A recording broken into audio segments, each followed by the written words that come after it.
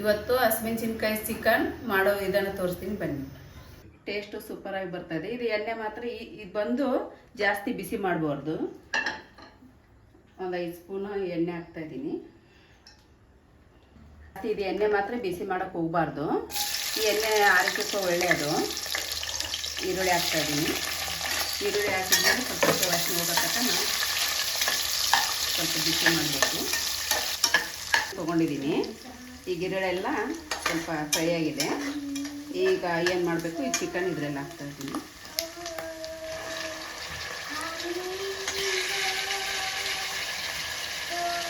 ಈ ಎಣ್ಣೆಯಿಂದ ಏನಪ್ಪ ಡಿಫ್ರೆಂಟ್ ಅಂದರೆ ಟೇಸ್ಟು ಚೆನ್ನಾಗಿ ಬರ್ತೈತೆ, ಆರೋಗ್ಯಕ್ಕೆ ಒಳ್ಳೆಯದು. ಈ ಎಣ್ಣೆ ತಿಂದರೆ ಚೆನ್ನಾಗಿರ್ತದೆ. ಅದರಿಂದಲೇ ಮಾಡ್ತಾಯಿದ್ದೀನಿ ಇವತ್ತು ನಾನು. ನಮ್ಮ ಮನೇಲಿ ನಾವು ಅದನ್ನೇ ಯೂಸ್ ಮಾಡೋದು. ನಮ್ಗೆ ಎಷ್ಟು ಬೇಕು ರುಚಿ ತಕ್ಕಷ್ಟು ಉಪ್ಪು,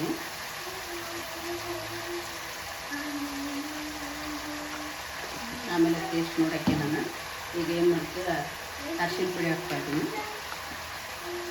1 ಸ್ಪೂನಷ್ಟು ಅರಿಶಿನ ಪುಡಿ,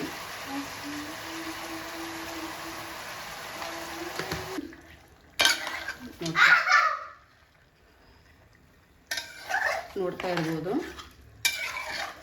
ಈ ಥರ ಮಿಕ್ಸ್ ಮಾಡಬೇಕು. ಇದು ಏನಪ್ಪ ಅಂದರೆ ಎಲ್ಲ ನೀರು ಎಣ್ಣೆ ಬರಬೇಕು. ಅಷ್ಟು ತಕ್ಷಣ ನಾವು ಬೆಳೆಸ್ಕೋಬೇಕು. ಈಗ ನಾವು ಮಸಾಲೆ ಏನೇನು ಬೇಕು ಅದನ್ನ ರುಬ್ಬಿ ಹಾಕಿ ಮಾಡ್ತಾಯಿದ್ದೀನಿ. ಮಸಾಲೆ ಏನೇನು ಹಾಕ್ನಂತ ತೋರಿಸ್ತಾ ಇದ್ದೀನಿ. ಈಗ ಕೊಬ್ಬರಿ ಹಾಕ್ತಾಯಿದ್ದೀನಿ. ಕೊಬ್ಬರಿ ಆದಮೇಲೆ ಒಂದು ಅರ್ಧ ಇಂಚಷ್ಟು ಶುಂಠಿ ಹಾಕ್ತಾಯಿದ್ದೀನಿ. ಆಮೇಲೆ ಒಂದು 2 ಎಸಳು ಬೆಳ್ಳುಳ್ಳಿ ಹಾಕ್ತಾಯಿದ್ದೀನಿ, ನೋಡ್ತಾ ಇರ್ಬೋದು. ಆಮೇಲೆ ಹಸಿಮೆಣಸಿನ್ಕಾಯಿ ಹಾಕ್ತಾಯಿದ್ದೀನಿ. ಆಮೇಲೆ ಕೊತ್ತಂಬರಿ ಹಾಕ್ತಾಯಿದ್ದೀನಿ. ಇದಿಷ್ಟು ಒಡೆಂಬೆ ಹಾಕ್ತಾಯಿದ್ದೀನಿ ಟೇಸ್ಟ್ಗೋಸ್ಕರ. ಅಕ್ಕಿನ ಮಾಡಿದ್ರೆ ಟೇಸ್ಟ್ ಚೆನ್ನಾಗಿ ಬರುತ್ತೆ ಒಡೆಂಬೆ ಹಾಕಿದರೆ. ಹೀಗಿದೆ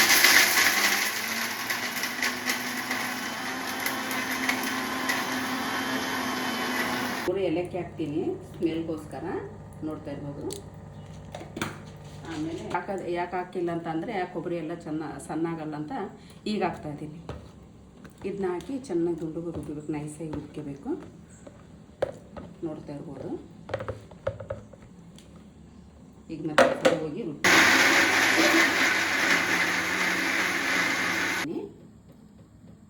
ಇದೆ ಅದೆಲ್ಲ ಎಣ್ಣೆಲ್ಲ ಮೇಲೆ ಬರ್ತಾ ಇರಬೇಕು. ಆವಾಗ ನಾನು ಮಸಾಲೆ ಹಾಕಿ ಇದು ಮತ್ತೆ ಮಿಕ್ಸ್ ಮಾಡ್ತೀನಿ. ಎಲ್ಲ ಮೇಲೆ ಬಂದಿದೆ. ಈ ಟೈಮ್ದಲ್ಲಿ ಏನು ಮಾಡಬೇಕಪ್ಪ ಅಂದರೆ ನಾವು ರುಬ್ಬಿದಂಥ ಮಸಾಲೆ ನಾವು ಇದಕ್ಕೆ ಸೇರಿಸ್ಬೇಕು. ಮಸಾಲೆ ಹಾಕ್ತಾಯಿದ್ದೀನಿ, ನೋಡ್ತಾ ಇರ್ಬೋದು.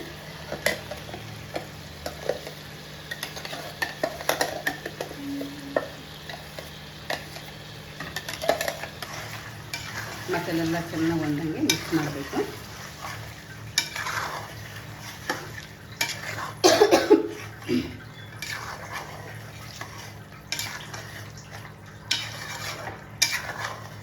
ಈಗ ಏನು ಮಾಡ್ತಾಯಿದ್ದೀನಿ, ಸ್ವಲ್ಪ ಇದು ಜಾರ್ ಕ್ಲೀನ್ ಮಾಡಿ ಸ್ವಲ್ಪ ನೀರು ಹಾಕ್ತಾಯಿದ್ದೀನಿ.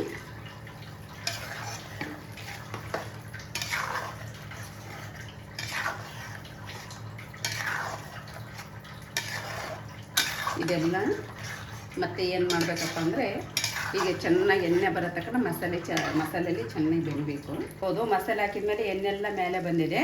ಈಗ ಏನು ಮಾಡಬೇಕಪ್ಪ ಅಂದರೆ ನಾವು ನಮ್ಗೆ ಎಷ್ಟು ನೀರು ಬೇಕೋ ಅಷ್ಟು ನೀರು ಹಾಕಬೇಕು. ಈಗ ನಾನು ಮಸಾಲೆ ಹಾಕ್ತಾಯಿದ್ದೀನಿ. ನನ್ನ ಬೇರೆ ಇದು ಧನಿಯಾ ಪುಡಿ, ನೋಡ್ತಾ ಇರ್ಬೋದು. ಒಂದು 2 ಸ್ಪೂನ್ ಹಾಕ್ತಾಯಿದ್ದೀನಿ.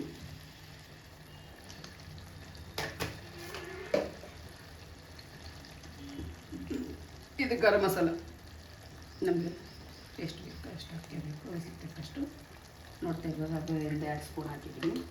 ನಿಮ್ಗೆ ಎಷ್ಟು ಬೇಕು ಅಷ್ಟು ಹಾಕೋದು. ಈಗ ಎಲ್ಲ ಮಿಕ್ಸ್ ಮಾಡ್ತಾಯಿದ್ದೀನಿ.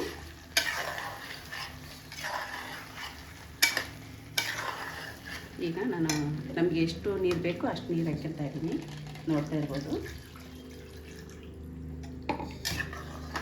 ಚೆನ್ನಾಗಿ ಮಿಕ್ಸ್ ಮಾಡ್ತೀನಿ.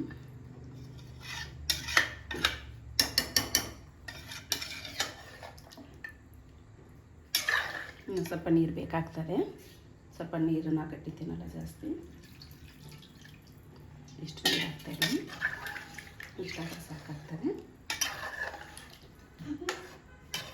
ಹಸಿಮೆಣ್ಸಿನ್ಕಾಯಿ ಹಾಕಿ ಮಾಡಿದರೆ ಟೇಸ್ಟು ಚೆನ್ನಾಗಿರ್ತದೆ. ನಾನು ಮೊದಲಿಗೆ ಖಾರ ಪುಡಿ ಹಾಕಿ ಮಾಡ್ತಾಯಿದ್ದೆ. ಈಗ ಹಸಿಮೆಣ್ಸಿನ್ಕಾಯಿ ಹಾಕಿ ನಮ್ಮ ಮನೆಯವ್ರಿಗೆ ಇಷ್ಟ ಆಯಿತು. ಇದರಿಂದನೂ ಬರೀ ಜಾಸ್ತಿ ನಾನು ಚಿಕನ್ ಆಗಲು ಮಟನ್ ಆಗಲು ಮಾಡಿದ್ರೆ ಹಸಿಮೆಣ್ಸಿನ್ಕಾಯಿ ಹಾಕಿನ ಮಾಡೋದು. ಈ ಟೈಮ್ದಾಗ ಏನು ಮಾಡ್ತೀನಪ್ಪ ಅಂದರೆ ಇದು ಕಸ್ತೂರಿ ಮೆಂತ್ಯ ಜಾಸ್ತಿ ಹಾಕೋಕ್ಕೆ ಹೋಗ್ಬೇಡ್ರಿ, ಕೈ ಬಂದುಬಿಡ್ತದೆ. ಇಷ್ಟ ಹಾಕ್ತಾಯಿದ್ದೀನಿ ನಾನು. ಚೆನ್ನಾಗಿ ಮಾಡಿ ನೋಡ್ತಾ ಇರ್ಬೇಕು. ಹಿಂಗೆ ಹಾಕಬೇಕು. ಈಗ ಹಾಕಿಲ್ಲ, ಮಿಕ್ಸ್ ಮಾಡಿ ಉಪ್ಪು ಟೇಸ್ಟ್ ನೋಡ್ತಾ ಇದ್ದೀನಿ. ಸಾಕೈತ್ರಿ ನೀರು? ಟೇಸ್ಟ್ ನೋಡ್ತಾ ಇದ್ದೀನಿ. ಉಪ್ಪು ಎಲ್ಲ ಕರೆಕ್ಟಾಗಿದೆ. ನಾನು ಈಜೆಲ್ಲ ಹಾಕ್ತಾಯಿದ್ದೀನಿ. ನಾನು ಚಿಕನ್ ಮಾಡಿದ್ರೆ ಕೂಡ ನಾವು ಇದೆಲ್ಲ ಹಾಕೋದು. ನಮ್ಮ ಮಕ್ಕಳು ಸ್ಮೂತ್ ಇದ್ರೆ ತಿಂತಾರೆ, ಸ್ವಲ್ಪ ಗಟ್ಟಿ ಇದ್ರೆ ಅಂದರೆ ತಿನ್ನೋದಿಲ್ಲ. ಅದಕ್ಕೋಸ್ಕರ ನಾನೊಂದು 2-3 ವಿಜಲ್ ಹಾಕ್ತೀನಿ ಚೆನ್ನಾಗಿ. ಅದು ಸ್ಮೂತಾಗಿರ್ತಾರೆ. ಯಾವಾಗನಾಗಲೂ ನೀವು ಇದ್ದೀನಿ ಎಣ್ಣೆಲ್ಲ ಮೇಲೆ ಬಂದಿದೆ ನೋಡಿ. ಪೀಸೆಲ್ಲ ಚೆನ್ನಾಗಿ ಬೆಂದಿದ್ದಾವೆ. ಎಲ್ಲ ಮಿಕ್ಸ್ ಮಾಡ್ತಾ ಇದ್ದೀನಿ ನೀಟಾಗಿ. ಈಗ ನೋಡ್ತಾ ಇರ್ಬೋದು, ತಟ್ಟೆಗೆ ಹಾಕ್ತಾ ಇದ್ದೀನಿ ನಾನು.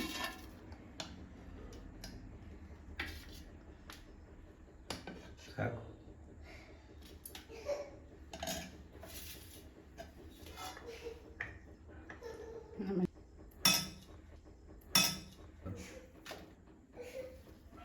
ದೋಸೆ ಹಾಕ್ತಾಯಿದ್ದೀನಿ. ದೋಸೆಗೆ, ರೊಟ್ಟಿಗೆ, ಚಪಾತಿಗೆ, ಮುದ್ದೆಗೆ ಎಲ್ಲ ಸೆಟ್ ಆಗ್ತದೆ.